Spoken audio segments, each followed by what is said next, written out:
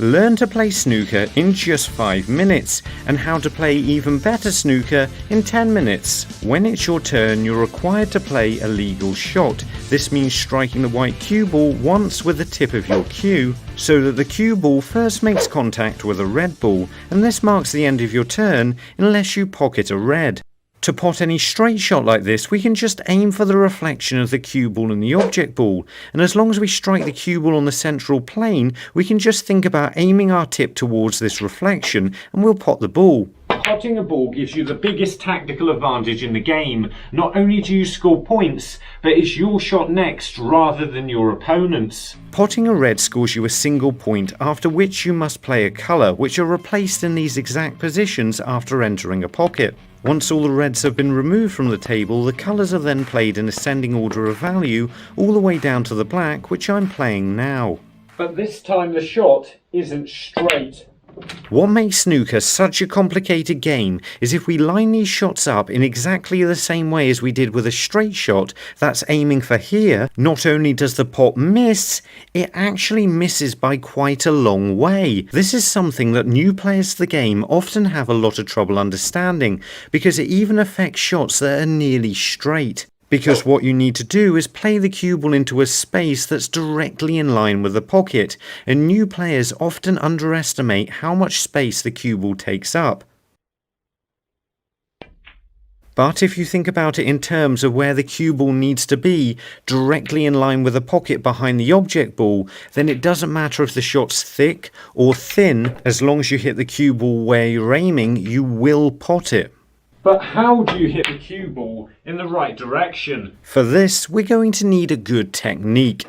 If you just pick a cue up off the table, how you're holding it is likely to be your grip, and that's why every player's grip is slightly different. But the big question is where to hold the cue, and a lot of players will get this wrong because they'll just hold it right at the back, which can be the wrong place. You can also hold it far too close to the tip end. Ideally, you want to find a balanced position where your arm has as much space to go backwards as it does to go forwards. The same with the cue arm from the front, close to being straight in line with the shot. You also want to leave space between your bridge hand and the cue ball so you can pull the cue back as far as it will go. But how do you make a bridge? To do this, place your hand flat on the table, raise your knuckles up and bring your thumb in. You'll have to keep your thumb quite tight to your hand. It's a little bit difficult to do this, but you will get used to it. If the cue ball finishes really close to the cushion, you could do something similar, just resting your knuckles over the edge of the table this time and running the cue along by your thumb and forefinger. This does mean striking close to the edge of the ball, which can cause you to miss cue. You can help with this problem by chalking your cue after every shot, allowing you to grip the cue ball a little better. If it's a little bit further away, yet you still have to position your hand on the cushion, you can use what's known as a loop bridge. To do this, pull your thumb into your middle finger, your cue will then run along it and loop your index finger over the top. From this position, it's easy to move your cue back and forwards in between and play the shot. So let's move quickly on to the stance. Ideally, you want to be stood at the table with your feet slightly wider than your shoulders in a position that allows you to lean into the shot. But more important than this, it's where you're standing. We call this the line of the shot, and it's an imaginary line that goes backwards from where you're aiming on the object ball through the cue ball and across the floor. If you can get your cue into this position, it means you're in exactly the right place, and you'll pot the ball if you just push it through straight. Standing in the right place makes it a lot easier to get your cue on this line and push it through straight. But even if your technique's perfect, you can still miss a shot by striking the cue ball to the side. The right hand side I'm putting on this cue ball makes it throw to the left, and if I strike the cue ball with left hand side, it'll make it throw to the right. It's not always obvious if you're getting this wrong, but you can find out by playing the cue ball through the spots. If it's coming back to strike your tip again, then this is good enough, because nobody's going to get this absolutely perfect, so you're going to have to pot the ball with unwanted sides sometimes. So how do you deal with this? Unintentional side spin isn't that much of a problem if you stand a couple of paces back from the shot and just work out how hard you're going to play it before you get there. And don't change your mind. Your brain will quickly adapt to this and you'll be winning frames in no time. To win a frame of snooker, you need to get so far in front that your opponent gives up, have more points than your opponent when the final black is potted, or when your opponent fouls on the black, or be more than 7 points in front when the pink is potted. So that's how you play snooker in 5 minutes. And here's how you play it better, starting with pace control. You need to know how hard you're playing the shot to control the cue ball. The second biggest tactical advantage in the game. Take this red for example. If it's in this position, then having the cue ball here makes it almost unmissable. But if the cue ball's in this position, it makes the same shot almost impossible. Honestly, this is just a cheap way of getting a trick shot into this packed video, but this would be a foul shot because you can't jump out of a snooker, and as I somehow managed to miss fouls out of the first 5 minutes of this video, here's a quick montage.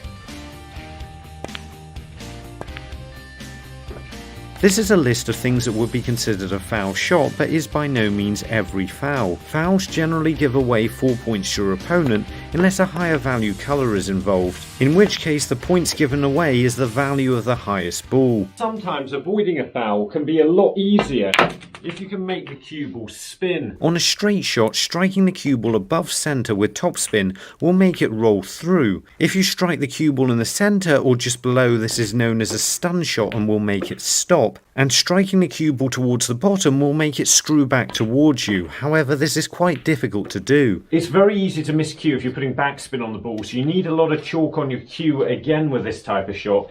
And if you're playing a straight shot, it's very difficult to play it right because you want to get your cue out of the way, and this makes you jump up and not push the cue through. It's a lot easier to practice these shots at an angle because they need to be struck in a firm, crisp way, which involves a lot of follow through. And this means you don't have to worry about the white coming back towards your tip.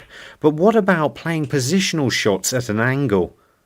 To start off with, if the shot is less than half ball, so you have to hit less than half of the ball in order to pot it, the cue ball will almost always roll through at about a 90-degree angle to the potting angle of the object ball. And knowing this allows you to have more of an understanding of where the cue ball's going to end up. You can also use spin to affect the angle. By using topspin on this shot, I end up on the red on one side, but if I want to pot the red onto the other pocket, I can use backspin and finish there. So here's how it could work in a simple break. I start off by stunning the red and leaving myself a straight shot on the pink. And I play the pink with topspin to make it run through a little bit for the red, which means I can then screw the cue ball back a short way onto the black, and then stun the cue ball down the table for the yellow. But what happens if I can't pot a ball?